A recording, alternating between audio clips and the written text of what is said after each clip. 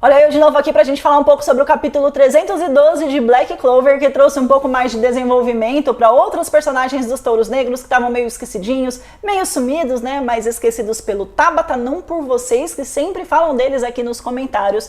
E o capítulo acaba ainda com uma cena mega emocionante, então vamos falar um pouquinho sobre ele no vídeo de hoje. O capítulo 312 começa com um cenário todo destruído, graças à chegada dos Touros Negros ali, e a gente tem um pequeno momento de alívio cômico com o grupo chegando, porque mesmo em situações mais complexas e mais perigosas, eles sempre são trabalhados com momentos para poder quebrar a tensão e trazer um pouco mais de humor nessas horas críticas. A gente tem ali uma cena em que tá o Morris, a Dorothy ainda caída ao fundo, o Vengeance parecendo uma tora de carvão, que eu não sei o que aconteceu com ele, e essa cena mostra que a chegada do grupo ali foi tão estrondosa que até aquele orc demoníaco que o Morris estava fazendo foi partido ao meio, eles debulharam o bicho sem querer. Inclusive nessa hora o Lotus recebeu um verdadeiro milagre, porque ele não teria a menor chance de vencer o Morris com o poder do Lucifero que ele tem agora. E é bonitinho que a Dorothy recebe muito bem os Touros Negros, porque ela é uma figura que não tem posicionamento preconceituoso em relação à origem, patente, status. Ela é muito receptiva com as pessoas, independente de qualquer coisa, e ela acolhe eles de forma muito carinhosa, achei muito fofa. O mangá mostra então que o Dante já tinha alertado o Morris que entre os Touros Negros haviam dois magos arcanos. E por que ele fez esse alerta? Porque a magia arcana é uma das poucas magias que tem potencial para poder vencer o poder demoníaco. Só que o Morris não enxerga isso como um perigo ou como uma ameaça. Ele enxerga isso como uma possibilidade para ele aproveitar esses magos em experimentos para justamente usar eles nessas pesquisas e coisas retardadas que ele cria.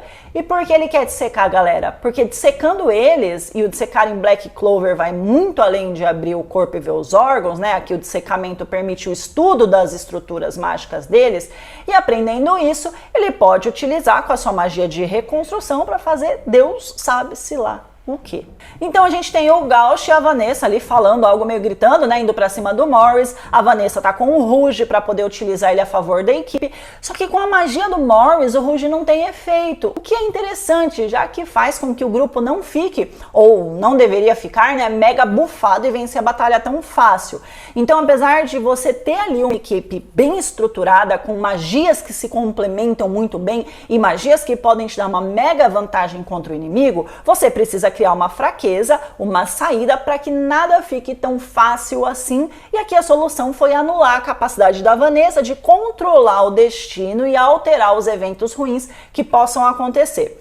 É interessante porque da mesma forma que a magia da Vanessa pode interferir no destino, a do Morris pode interferir até em conceitos. E o que são conceitos especificamente? O conceito é uma ideia, uma noção, uma representação geral e abstrata de uma realidade. Quando a Vanessa usa o Rouge, ela interfere no destino ruim e faz algo que era uma ideia contrária, que representava, né, o que ela queria que acontecesse. No caso, vamos supor, o Asta foi ferido, o Rouge vai lá e faz com que o acontecimento concreto do ferimento não aconteça, fazendo com que a ideia abstrata dele de ser salvo se torne concreta e aconteça de verdade. Então ela também altera, de certa forma, conceitos.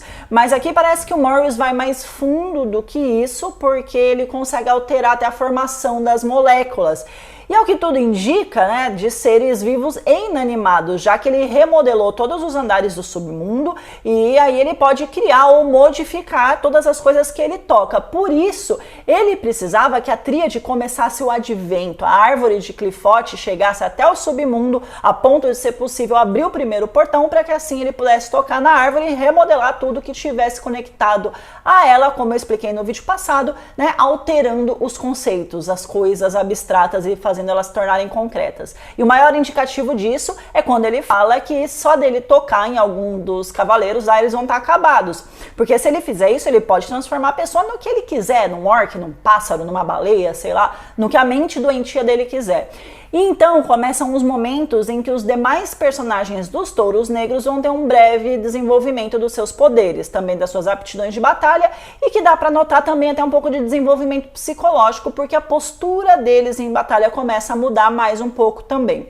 A primeira que a gente tem é a Grey, que consegue, né, parar o ataque de tentáculo ali do Morris, e em um pequeno quadro é mostrado o flashback do momento em que ela descobre qual é aquele verdadeiro poder desconhecido dela, que é o da transmutação, que muda a própria estrutura do alvo, alterando conceitos também. Então, além de fazer uma coisa mudar fisicamente para outra, né, mas continuar com a sua estrutura intacta, sendo originalmente o que ela mesmo é e tendo a aparência alterada, como ela faz quando ela se transforma em alguém, ou quando ela fez aquela lesma lá no templo subaquático ficar parecendo uma carne, mas sendo ainda uma lesma.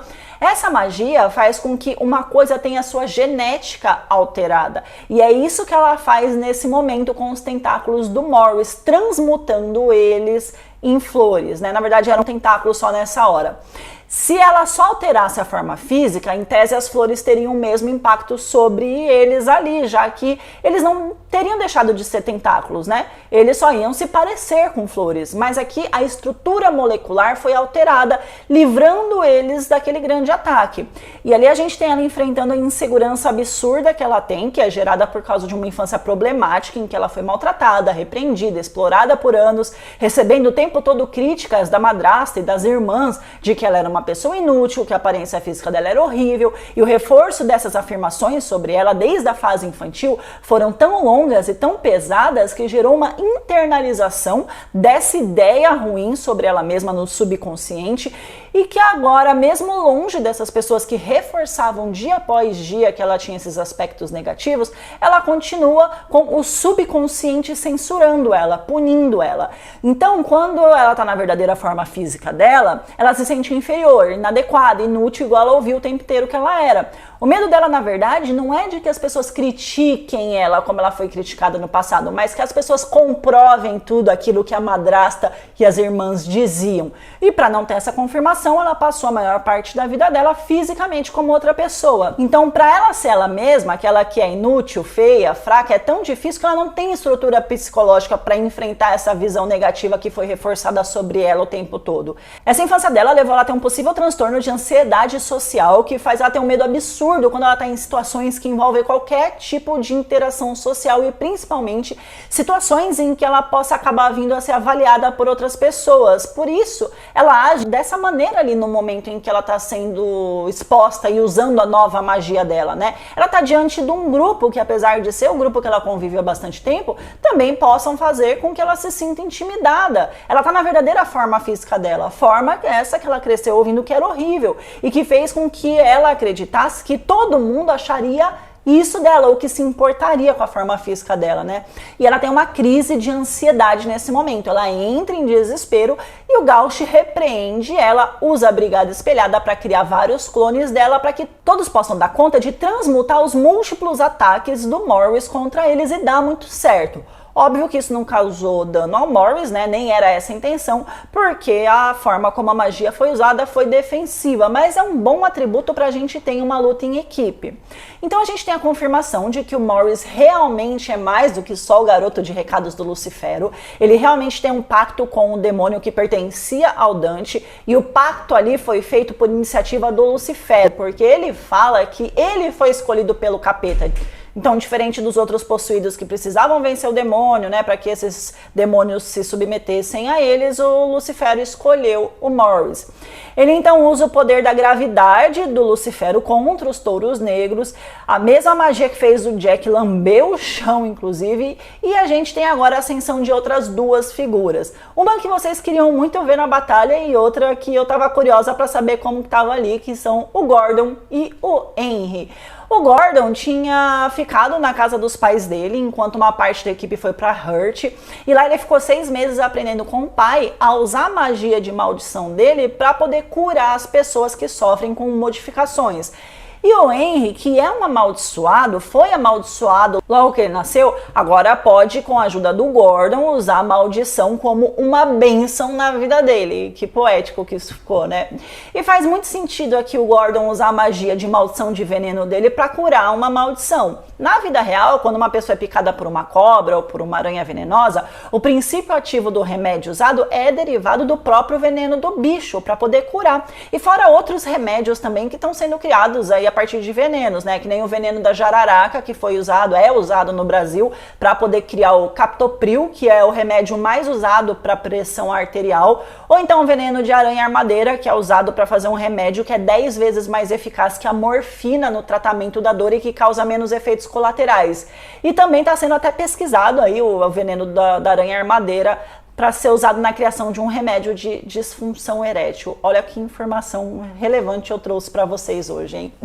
Então, como o veneno trata veneno, a gente tem o Gordon tratando maldição com maldição. E ele cria um antídoto, ainda que temporário, né? Mas que é bem efetivo em modificar a maldição do Henry em uma forma de poder, dando para ele a possibilidade de escolher de onde ele quer drenar a mana e não ficar absorvendo involuntariamente de tudo quanto é lugar, como ele faz normalmente, né?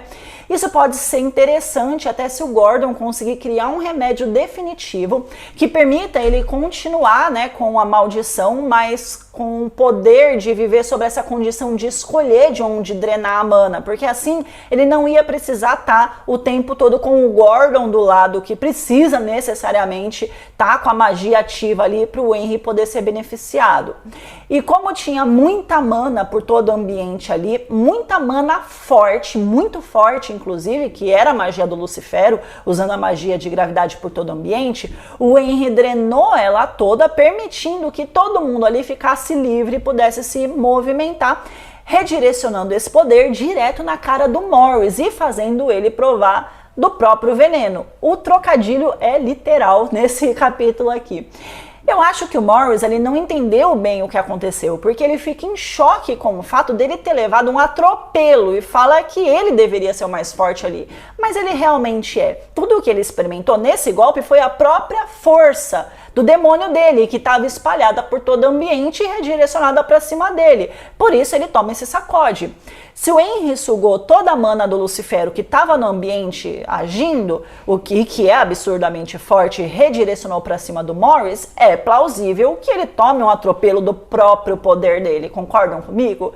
E é nesse momento que o restante dos touros negros chegam, um meio que fazendo piadinha com o outro, né, trocando aquelas farpas de amigo que geralmente a gente troca. Pela fala deles, eles obviamente não chegaram ali em um único grupo, né, porque estariam todos juntos. Foi mesmo uma mera coincidência, um acaso do destino que fez com que eles chegassem todos ao mesmo tempo.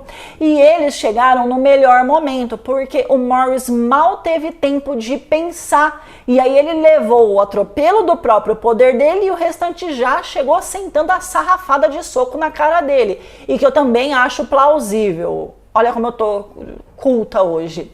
Eu acho plausível que ele tenha tomado os socos, porque mesmo ele sendo muito forte, estando ali com o Lucifero com ele recebeu um golpe absurdamente forte. Então essas pancadas vieram logo na sequência, enquanto ele ainda estava meio atordoado pelo atropelo. Claro que se eles tivessem chegado um pouquinho só depois, eles não iam ter conseguido atingir o Morris, mas como foi logo na sequência em que ele estava meio grogue ali, eu acho justificável.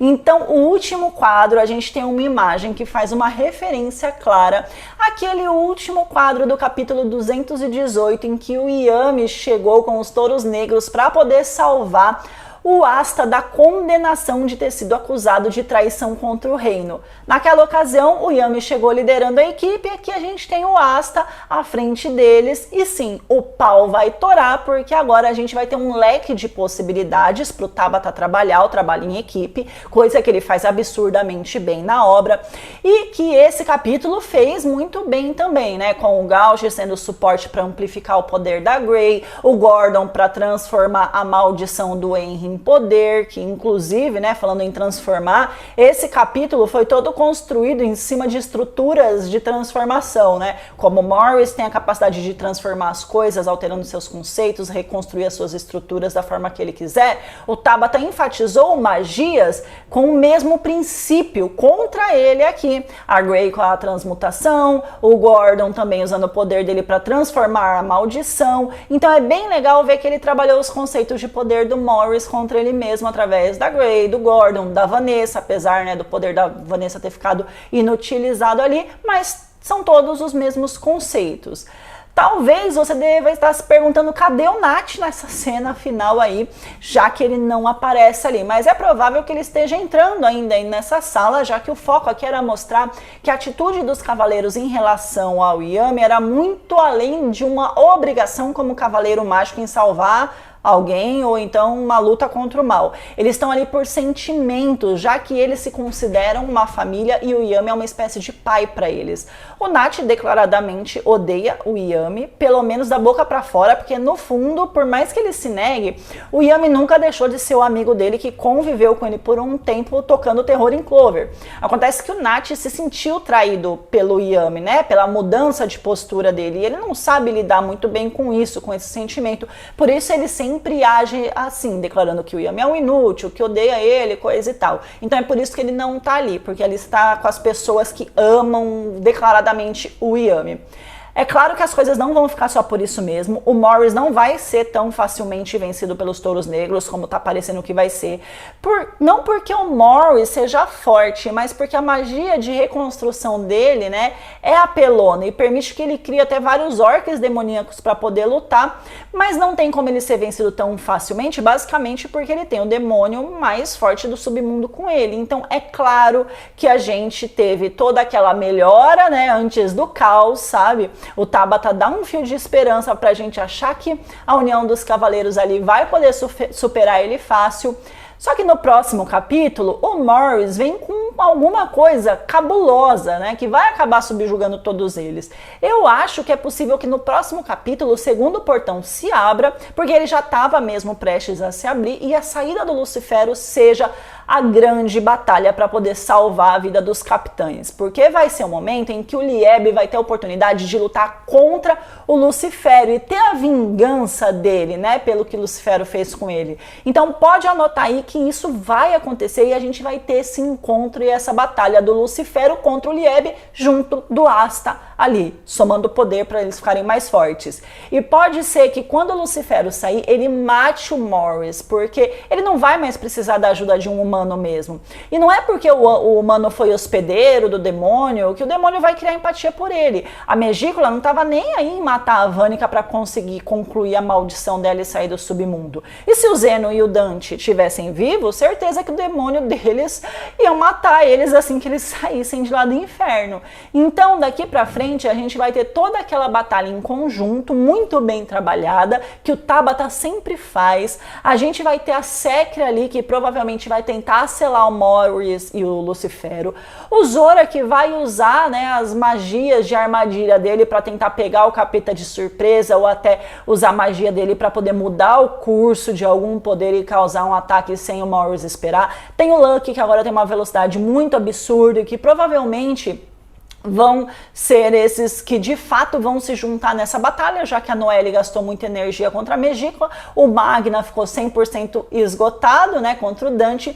O Finral, apesar de estar ali nitidamente curado, algum mago curou ele depois de ter sido salvo lá pelo Yuno, também deve estar um pouco restringido depois de uma luta tão pesada contra o Zenon.